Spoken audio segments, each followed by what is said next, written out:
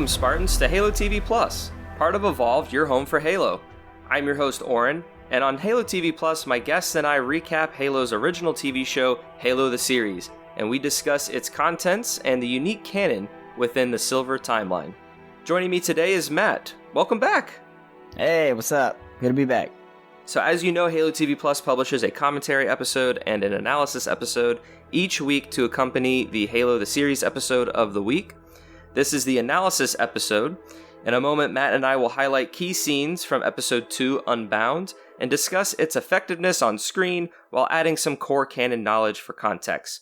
Earlier in the week, we released our commentary episode for Unbound, where we discussed the whole episode while watching it. If you missed it, I recommend listening to that episode before listening to our analysis, but it's up to you, whatever you want to do. We do talk a fair bit about what we were discussing today, but we kind of just dive in a little bit into more detail. I will tidy up some housekeeping before we begin. If you're new to the show, welcome. Halo TV Plus is part of Evolved that hosts a variety of other Halo shows like Podcast Evolved, Mission Debrief, Builds of Blocks, Halo Book Club, and Halo Headlines. Evolved also partners with the podcast HCS Pro Talk.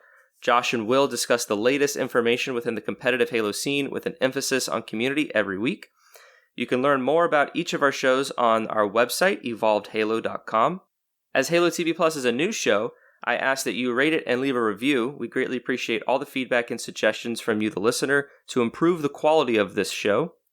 We would like to take a moment to thank all of our patrons for their continued support, for contributions that allow us to create more and more content like this every single week. Thank you guys so much. If you are not subscribed to our Patreon, patrons receive a variety of exclusive rewards such as early episodes, unique swag, access to our podcast soundtrack, and more. You could head over to patreon.com/HaloEvolved to learn more. Now, one thing I actually should have led with, Matt, is say where you're from. You're also part of the Evolved family, which I have a feeling most of my guests will be throughout the season. Which show can more listeners check you out on Evolved? Yeah, I'm typically on Mission Debrief. Life has been crazy. I guess Mission Debrief and Builds with Blocks. But life has been crazy, so I've missed a couple episodes. Sorry, Colin. I started on Builds with Blocks, and then I did some Mission Debriefs, 20 for 20. We were breaking down Halo Infinite and all the goodness over there. So usually you can find me chatting about micro action figures and all that Halo building block stuff over there. And occasionally we do chat while we're chatting about blocks. We chat about Halo. It's a good time. Awesome. Yeah, it's a great time. There's a lot of we produce a lot of different content, so there's something for everyone if you're looking for something else to listen to and learn about in the Halo universe. So yes, thank you again for joining. I think we're going to kind of take this episode into sort of three places. Our episode 1 analysis, we talked about all of the characters, all the kind of major characters, how they were introduced to the show, how they might be different, and their overall sort of perception so far. And I think we can kind of build off of that for this episode. And I think we'll talk about John and Soren, kind of their relationship since we meet Soren. We'll talk more about McKee, because I think she has a lot to kind of touch on. And then we'll dive into Halsey and Cortana and kind of what we may expect to kind of come out from her. And then we can kind of talk about the episode in general, if you'd like, kind of going from there. Sound good? Sounds prime. Let's go. So we open the episode with a flashback, and we kind of learn more about, or kind of see into the early stages of the Spartan program. When Chief is a teenager, he meets his friend Soren, who is ready to run away, and we kind of get this dynamic that we kind of talked about on the commentary episode, that these two are definitely strong friends. They planned this escape, and John is basically getting cold feet, and he doesn't want to do it, and he is kind of seeing more of the duty that he has been kind of indoctrinated into.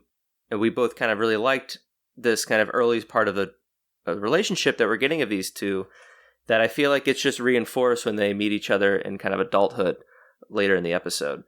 How, I guess, Matt, do you think their relationship is this is the first time we're seeing them. Like, they're not like necessarily. We kind of see both sides. We see like some tender moments with each other. We see a little bit of hostility and kind of like back and forth. Like, or what do you think this relationship is initially portrayed as, and where do you kind of see it going later into the season? Well, hopefully we get more flashbacks of this early time, like the 22 years earlier. Like, I'd love to hang out in this area where Chief and like even before Soren leaves, I'd like to see them getting their armor and just interacting. I think that'll really kind of help bridge the gap of where they're at. But right here, I think you see a pretty strong bond. Like, these are Spartan 2s, right? So they've definitely gone through hell and back together. So obviously they are connected. I think with this one, it really does. It is kind of an interesting thing that Chief is like, I'm gonna do my duty, but he goes, I'm gonna give you 5 minutes. And I like how they kind of argue back and forth. Where he's like, no, make it 10. He's like, no, I'll get 5. And I guess it seems to me that you had two friends or two brothers that are just not opposed to each other, but just want to go in different directions. So they're not angry at each other. They just acknowledge that they're going to have to agree to disagree, and they go their separate ways. So honestly, I think that's a pretty strong step, that it shows you more about Chief's character, where he will put family or people, the Spartans, above protocol or something like that, where he actually did give Soren 5 minutes. So I thought that was cool. I also like that Soren was like, you only gave me 5 minutes, man. That kind of sucked. Yeah. It does show that like Chief, even as a young age, is kind of like battling that dynamic where it's like, this is our duty. This is what we're ordered to do. But like, he does have that emotion and that, like you said, like kind of like family complex, where it's like, yes, we have this relationship together, and I don't want to burn you, but you don't believe what I believe.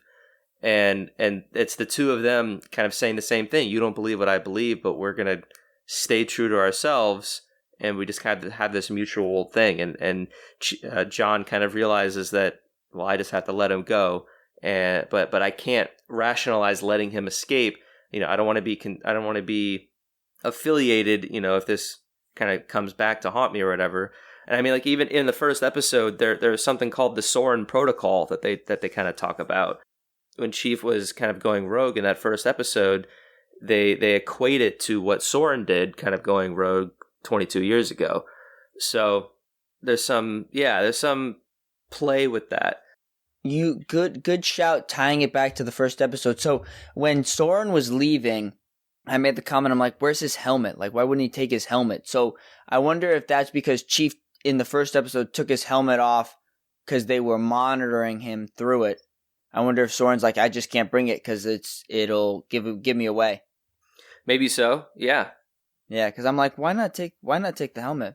Yeah, the connection was lost with when Chief took off his helmet in the first episode there. So maybe that's what he did, or maybe he has it just tucked away and he's gonna put it on later in the season. Well, when he's walking away, you don't see him carrying it. He has like a bin or something, doesn't he? He's got like a bag or something. Oh, just like a bag? Yeah, maybe he doesn't have it then. There's something. I just thought it was interesting that he wasn't wearing his helmet, because I thought Soren's armor looked pretty cool. Yeah, his is. He has the dual colors going on for him, the silver and the red. I wondered though, because like when Chief finally stands next to him, he's like 1.5 feet taller than him. So like I was like, are they saying that maybe because something happened to Soren, he's deformed, that he didn't grow as tall? Yeah, I think so, because he in both core canon and in the show, the augmentation didn't sit with Soren. He's like a hunchback, right? He's like all like, he's way deformed. He's like just his shoulders and arms and everything, and his upper body is just like borderline grotesquely large. Like they're just enormous. And he actually takes like pain medication because his muscles are just so strong and deformed that it actually hurts and pains him. And then his legs are like, not quite as built. And I think one's a little bit shorter than the other. And so he has like a limp. So like in core canon, he's like heavily deformed. and he can't even fit into armor. So in the show, they kind of just play that, his arm's not really, is all deformed and claw-like, which is also something from core canon. They actually say that he does have like a claw-like hand. But yeah, maybe in addition to that, he didn't grow as tall and kind of get that length that the Chief has over Soren later on. So that I'm sure that plays into it as well. But it's interesting that, like, I wonder, and maybe we'll learn more about this, but like when one of the trainees kind of, when their body rejected the augmentation, they just washed out of the program. So like they didn't even try to keep the Spartans in because they were imperfect. But like since Soren has like an armor and he was able to like get into it all, like I'm curious if maybe in this iteration they tried to keep him around and maybe they were going to try to work around it and Soren just wasn't responding to that, or if maybe Soren sensed that it was going in that direction to where they would eventually take him out of the program because he is deformed and he's not able to be as capable with the rest of the Spartans.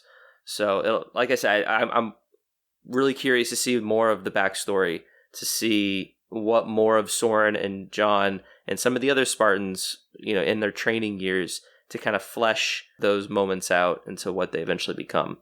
Yeah, I've always kind of liked the idea of Soren, especially like playing off of Greek myth, the Greek Leonidas, 300 Spartans where they were betrayed by because Leonidas wouldn't allow, I forget his name, but he was also deformed too, and he wasn't able to be a Spartan. Yeah, they only wanted like peak perfect, kin. See, because when you look at Soren and you look like, oh, did the augmentations deform his arm? Or was it that like he was in the program and then it deformed him later? So obviously, like at some point, he must be like if they did it like in treatments, because Chief calls them treatments, like there was more than one. So I wonder if like the first ones were fine for him, and then he was like at a certain point they're like, we can't wash him out. He's already progressed too far, so we'll just keep him. Yeah, maybe. If I remember correctly, it was kind of just like a series of augmentation procedures, but they all kind of happened in one moment. And I think it was when they were all 14, if I remember correctly, and they just went through the process. They got better bone density, they got better muscle capacity, and yada yada yada. Better mental processes. And during that process, numerous Spartans just kind of washed out, didn't get to it, or just died. Some just died. But yeah, I mean, there is a lot of investment that goes into the training and all this. So there could be a world to where in the show, Halsey and then Mendez, who I'm sure we'll see, and even Keyes and Parangoski, all these other leaders are like, well, we invested. We should try to make something salvageable if we can, even though Soren has his arm. So yeah, maybe we get a little bit more of that. I remember when Soren was first like announced being in the show, I was like, yeah, okay.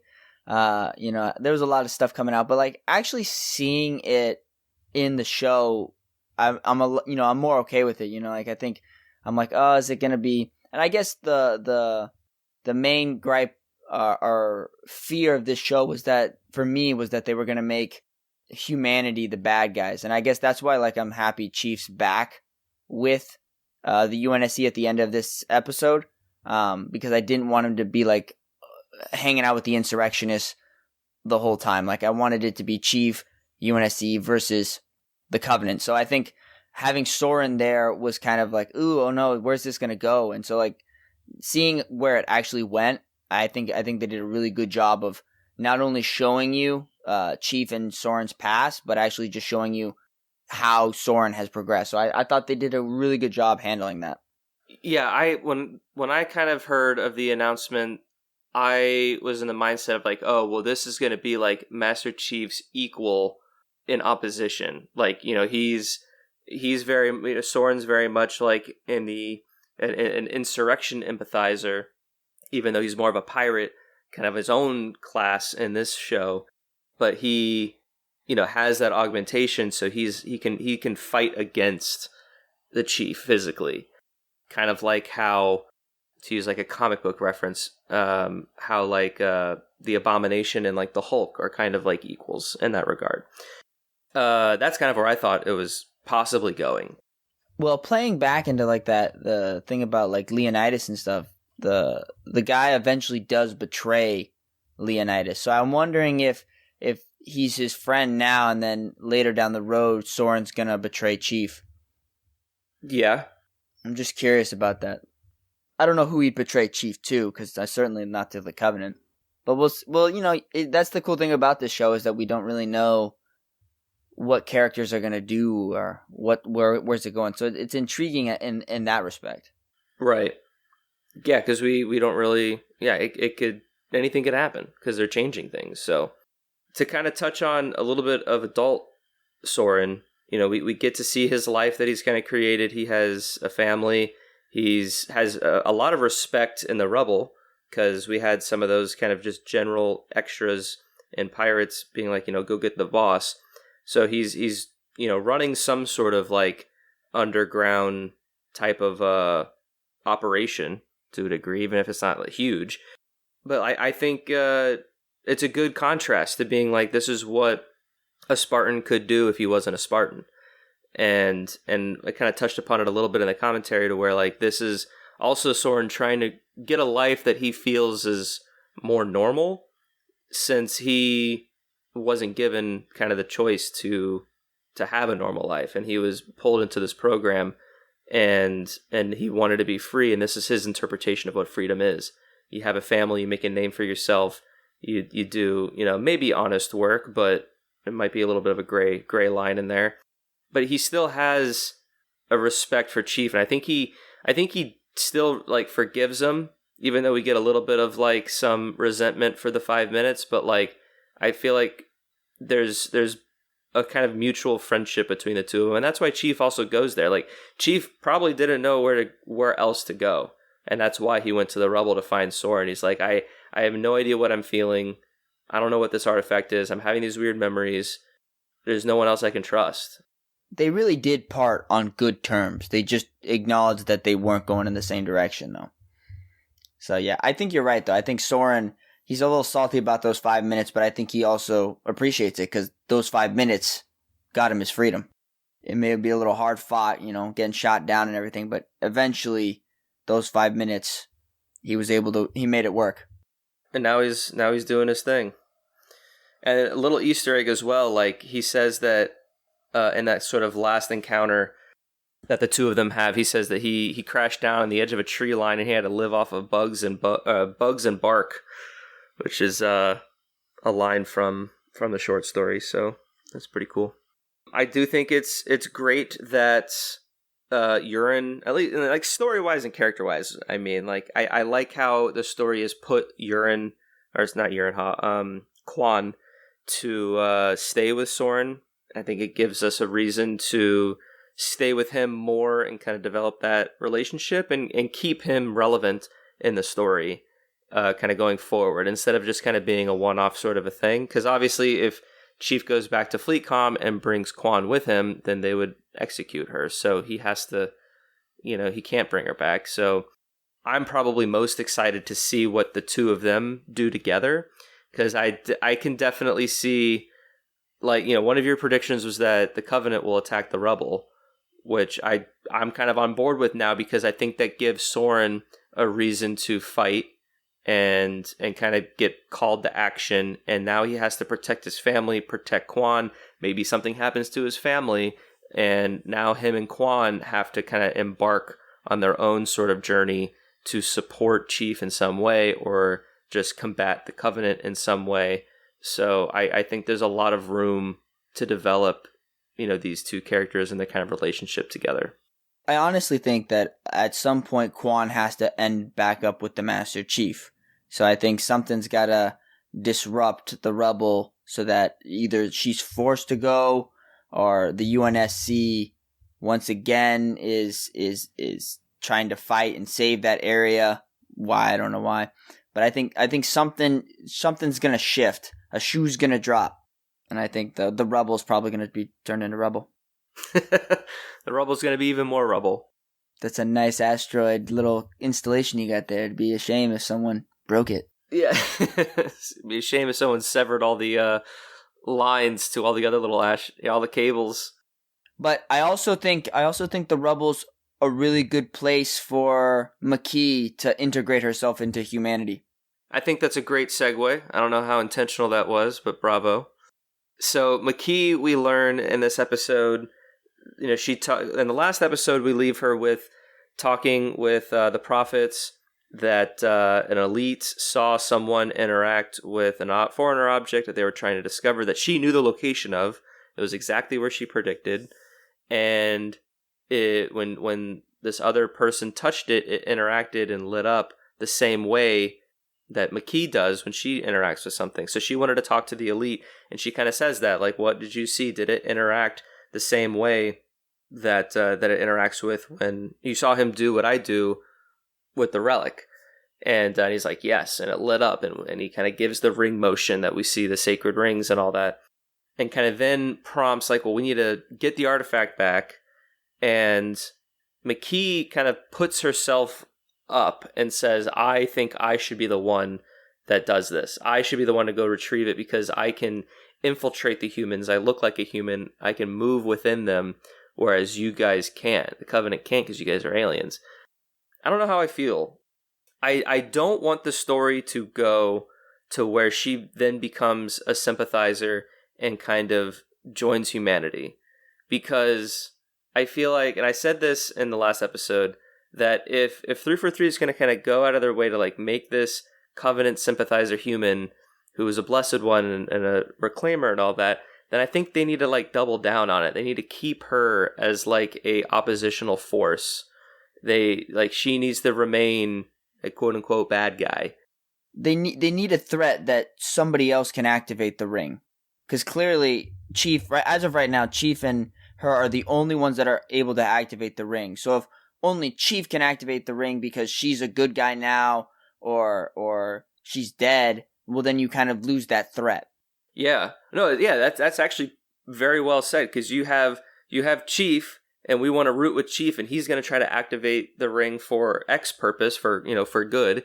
But then now you can have McKee being in parallel with him, wanting to reach the control room to activate the ring to do the Great Journey. And later in the show, we'll learn that the Great Journey is not what we want it to be. And so then now we have this urgency as an audience member. So yeah, like she can't turn. I totally agree with you, because there are like little subtle hints that make you wonder if she's gonna turn. Because for me, when she's telling the prophets like I can do this, it makes me think that she's playing her own angle instead of like serving the Covenant. Like I there's something there where I'm like, she's doing something. She's playing her own game right now. And then she was like reading that human book or something in the first one. Yeah, she was reading like a novel, and I saw somewhere of like what it was, and I think the story of that parallels her story, to where it's about a woman who is kind of kidnapped and raised by other people or something like that. And so, I don't know how deep you wanted to get into, is that story going to translate into the book or into the show? But like it could just be an Easter egg in the sense that like, because like I'm a big Lost fan, and like there's a character Sawyer who's like constantly reading books, but like none of the books like really translate to the overall part of the show. But it kind of like he'll be like reading a book about the history of time by Stephen Hawking. Is that what it is? And like that episode, they discover like time travel or something. So it's like parallels that I think they're really playing with. But to kind of get back to what you were saying, she's definitely getting more of an idea of what humanity is culturally, as opposed to what the prophets have been feeding her, which kind of raises the question of like, okay, how is she going to interpret this? Another dynamic that's interesting with her is that she isn't a prophet, yet she speaks to the prophets as if she's kind of above them. And I think that's her just kind of like recognizing that she's a blessed one, and she's like very much respected by the prophets. And so I like the prophets being a little more like disciplinary to her to kind of like keep her in her place that I don't really think that we've seen just yet, because the prophets like have a lot of power and a lot of sway, especially in like core canon because of like how they relay information and stuff like that. And so I kind of get the feeling that they are more lenient to her because she is this blessed one, but I kind of want the prophets to still be the more like kind of malicious and manipulative creatures that they are. So we'll kind of see how that goes, I guess. I also think a point you made back during our commentary episode was really good, was that knowing that there's another blessed one out there could be what's changed her motivation, right? So maybe she's not loyal to the covenant, and maybe she's not loyal to humans, but she wants to kind of be like, well, we're the blessed ones, we should rule them. Yeah, that could be an angle. Maybe she's thinking, yeah. I can get behind that if that kind of comes out. Because, yeah, she could be... Because, okay, so going back a little bit, she kind of puts herself forward and says, let me do this. Let me bring this relic back to her, back to you guys. And we still are not really sure her true intentions, because it's still a little bit shrouded in mystery. It could be her just wanting to discover who this other person is, this other blessed one. Is she sympathizing more with humanity? Because we do get that moment when she's like disrobing, which I still kind of think is a little weird. At least how it was shot. I feel like you didn't need that wide shot, but that's just me. Like, she's looking at herself as if she's kind of rediscovering that she's a human. Right, yeah, she's like a baby looking at her hands for the first time. Yeah, and she's looking at herself from a new angle, and I think, I can't remember if I said this in the commentary or not, but I think it's playing on that to where she's been told that she's the blessed one. She's like the only person that can do what she can do, and so the fact that there is someone else out there that can also do it, it kind of questions herself, like, who am I then if I'm just another person like this other person? You know, or who are we, the two of us? So I think that her sort of existentialism is being evaluated, you know, or she's having those thoughts, which I think are interesting, and I'm very curious to see where this goes. But I totally agree with you, though. I am curious to see where it goes, and I think she, like I said in the commentary episode, she's my biggest like question mark about the show. And so if they just and I feel like for me, if they make her like, oh, I want to be a human again storyline where she's like, you know, she becomes a quote unquote good guy, I think it's gonna kind of just be like, not like it for me. It'll be just a waste, you know, like. So I think it's better to keep her as the Covenant's power to be a threat, you know, because in the original and you know in the games they could just grab any random human across around the street and just force them to open it, you know, like there's a great storyline in the Infinite games where the guy's saying, oh, they forced me to open it for the Harbinger, so like so they could literally just grab any human. So this way it makes it like, oh, the Covenant need a someone who can be a threat, make Halo a threat to us. So I like that. And she's also kind of the face of the Covenant in a way that kind of saves the production money, to kind of look at it from that angle, to where like she could be the human manifestation of the opposition. So you could have these dialogue scenes and these action scenes with her and John or whomever in FleetCom, and she's speaking for the Covenant. And I feel like it's set up in a way to where she could just really be this antagonistic force. And so I kind of hope that they just kind of continue on that line. But I think she still needs to have three-dimensionality. You know, like every character you obviously want to be more complex than just a one-dimensional character. So I think that the writers are just really floating on that line.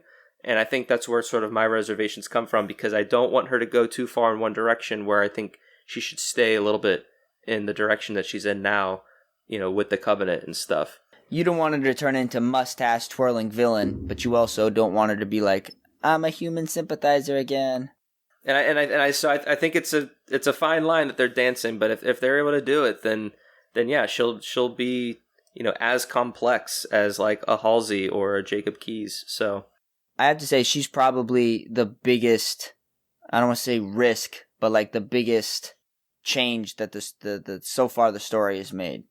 Yeah, her involvement in the story is definitely the big, yeah. Like if you remove her, then I mean we don't know what happens in the next 7 episodes, but like if you remove her, it's kind of just Halo that we know with some other changes, but like she's the biggest variable, if you will, that like I think like you're saying, that really changes the story of what Halo is in core canon. So either it'll pay off for him in dividends or it'll fall or it might fall flat. Yeah, exactly. So we will just have to wait and see. All right, I think the last little bit we'll talk about is Halsey and kind of the allusion to Cortana. We have her talking a little bit about the Cortana program in episode 1, and Parangoski obviously disapproves and says, like you need to, completely terminate the program, not just stop it, because you're literally cloning yourself in this other room that everyone can like look at. Parangoski's just checking out through the window. Yeah. And then that just kind of gets built upon in the kind of fleet comm operations meeting, or the control room, or the war room, whatever you kind of want to call it. And so Halsey kind of says, well, I'm developing this new program. It, has the potential to control Chief, make, them more lethal, more deadly, better, judgment free or error free. As if that like Cortana isn't like an AI that assists the Chief, but it's more of like, the inhibitor to make them just more machine-like, an upgrade. Well, in Halsey's eyes, it's basically like saying, well, it's literally me inside their head, so I should be able to control them so much more. But yeah, basically put myself in a suit using my judgment, and I'm the mastermind behind the controls. If you think about it, she discusses it in that War Room episode where she almost like indicates that I've maxed out the Spartans' bodies to as much as I can carry them, but it's their minds. So the only way I can improve their minds is if I give them my mind. They've capped out physically. In order to make them better, we gotta go for the mind, and this is my solution. And there's some doubt, and it kind of just ends with Lord Hood saying, well, let's go with whatever Parangoski says, and Parangoski says limited trial. And of course, at the end of the episode, we see the Flash clone open her eyes, and we'll see the birth of Cortana. I mean, I'd be shocked if we didn't see the birth of Cortana in the next episode. Yeah, it'll be interesting to see how this type of Cortana is implemented, with Halsey kind of being a little bit more behind the wheels, or at least that's what she's trying to do. Because in core canon, Halsey just kind of gives Cortana to Chief. They go through this training operation where they literally like dodge air fighters and nukes in this training arena, and then Halsey's just like, see, she's awesome. And then they kind of like Chief and Cortana kind of build the relationship that they build, and that we, as all Halo fans kind of learn to know. But it seems that it'd be interesting if they went in the direction where Halsey's just more involved, where she's fine-tuning and kind of grooming Cortana, that is then going to be influencing how Chief and the other Spartans react. So it'll be interesting to see how more involved Halsey is going forward after Cortana kind of gets implemented, because after Cortana and Chief kind of get the relationship, Cortana very much is like her own character, her own being. The pieces, and I honestly, before I watched the show, I honestly didn't think we'd be getting to this point so quickly. Like I always knew Cortana would be there, but it almost seems like we're gonna get to the Halo much quicker than I thought. We already know so more. Chief knows more about it. They have the artifact. I'm guessing. And once Chief has Cortana, there's nothing really to stop them from like, oh, we found where Halo is, let's go. So I'm actually really kind of like excited to see like if we're gonna get to the ring quicker than I thought, because I literally thought at the end of the episode, like the end of the series, it was gonna like end with them arriving at Halo. So like episode 9, they would actually discover the location of the ring. Or be like pulling up on it and just like looking at it. But I don't know now. I think they might actually be on the ring.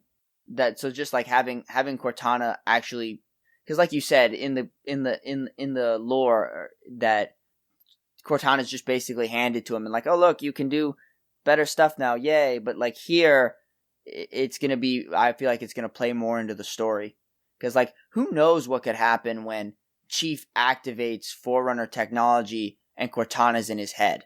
Yeah, because Cortana's like monitoring his body, right, and his thoughts and all that kind of stuff. So, and even when I want to say in core canon there is some of that to where when Chief interacts with objects, Cortana's able to kind of read it a little bit.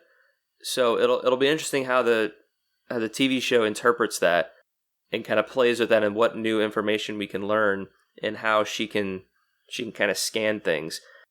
I also wonder if Halsey's plans for Cortana will be disrupted when Chief touches the artifact with her in her head. Like maybe she can't control Cortana as much either. One of the most interesting things about this show is that Chief is a blessed one, and I think that changes a lot of the, I guess, power balances of the show, where like Chief and like I said before, every human can do it. So I'm just curious now, because it's only certain individuals are special with this Forerunner technology. I wonder how that affects everything, because I feel like it gives it, I guess, more of an importance. Yeah, it gives it more of an importance, and I think it structures the story to being these specific individuals are the only ones that are capable of interacting. So you have to build the drama around these characters that can do these feats. And that can very much influence how other characters interact and respond and do things. So, yeah, if the Chief and Cortana's relationship can very much be influenced by the fact that Chief's a blessed one now. And you could even have, like, Cortana could be in her head and be like, oh, McKee is going to do this other thing and activate this thing. We need to, like, beat her to it. Or we need to activate this Forerunner thing to combat against her or something. I think there's room to play with these kind of new parameters and this new world that they're kind of building. Because like once you establish like the rules of the universe, then you just situate yourself in different scenes and environments within those rules, and you're going to get different types of outcomes and stories, since those world rules, if you will, are different than what's been established in the games. Right. And that ultimately like is what makes certain things believable or not, is how it's all established. And it has to play by its own rules, right? It's certainly intriguing. I think hopefully, like I think you're absolutely right there. I think we're going to see Cortana show up definitely in the next episode. Like either at the end of the episode she's going to hand Cortana to Chief, or in the beginning portions of it we're going to see Cortana brought in. I think it'd be really cool if we get effectively the training arena that we get in the book, where Chief and Cortana are paired for the very first time, and they go through, the obstacle course, and they take down, those other Marines, and then eventually, I think, is it Colonel Ackerson? I think, or no, that's not his name. I forget his name, but there's a colonel. Maybe it is Ackerson. I don't know. There's a colonel that like Halsey despises, and he like calls in like a jet, and the jet shoots like a nuke at Chief. Chief has to like, or maybe it's just missiles. But anyway, it's a great moment in the book, and if they're able to visualize that, I think that would be a really interesting way to kind of start the relationship between Chief and Cortana, because that's how they did it in core canon. But also, you can then take it a step further. Well, if Cortana is trying to control Chief, then maybe she makes a decision for Chief that Chief wouldn't have made, and then that now has Chief throwing suspicion. So you want me to make these choices? Like, am I really in control now? Like yes, what you had me do, maybe it could either be beneficial or it could not be beneficial. But the point of that choice is that now Chief feels less in control, and that can kind of give him doubts and conflict with Cortana, because that's ultimately what we want, is conflict with characters, because that keeps us engaged in TV shows and stuff. So yeah, if we get that next episode, that'd be awesome. And then from there, then episode 4 and 5 and all that, now you continue the search and you learn about this, or maybe the Covenant attack somewhere, and it'll be a fun ride. I think all the pieces are kind of moving into place.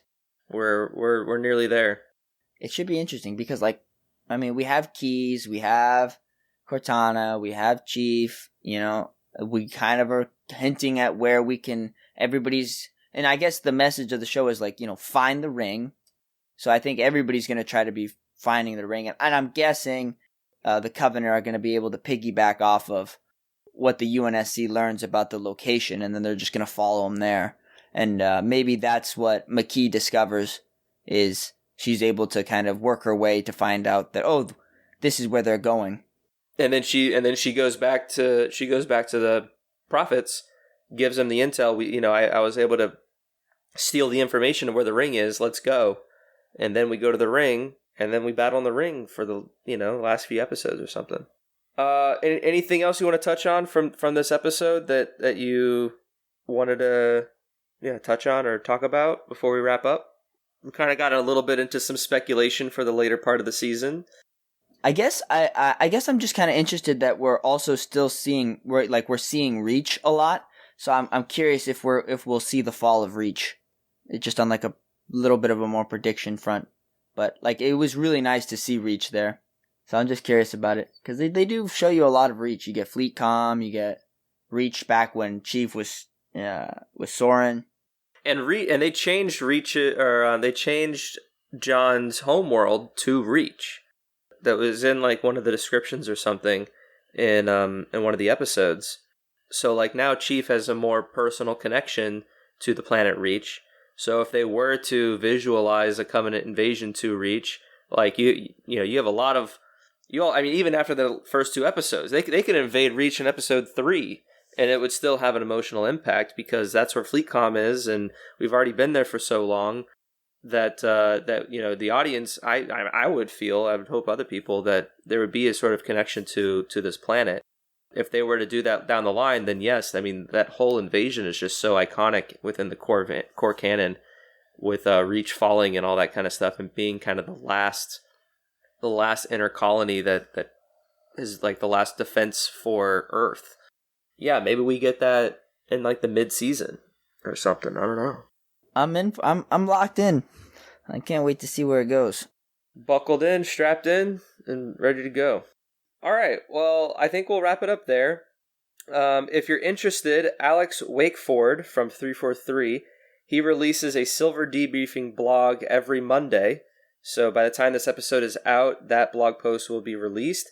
It's a source to recap the story of each episode in detail, serve as a hub for additional show-related content, and provide some more details, insight into certain things within the episode. So kind of like what we talked about here, but I don't want to dive into that. I'd rather you guys just go read it. You get our opinions on this episode, and you can check out sort of their insights separately if you'd like to.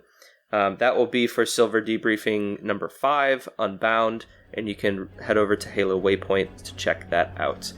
Thank you again, Matt, for joining me, and the listeners for joining us as well for this latest episode of Halo TV Plus.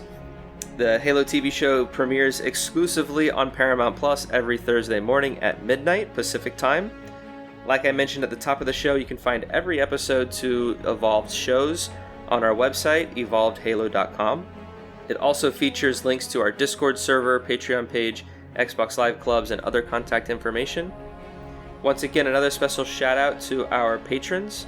And if you want to become a patron yourself or learn about what we offer, you can head over to patreon.com/evolvedhalo to learn more.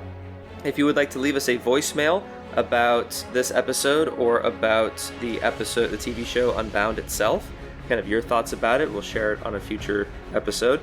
You can call us at 205-EVOLVED, which is 205-386-5833, or you can leave us an email at podcastevolved@gmail.com. And with that, I've been your host, Oran, and until next time, evolve! Evolve.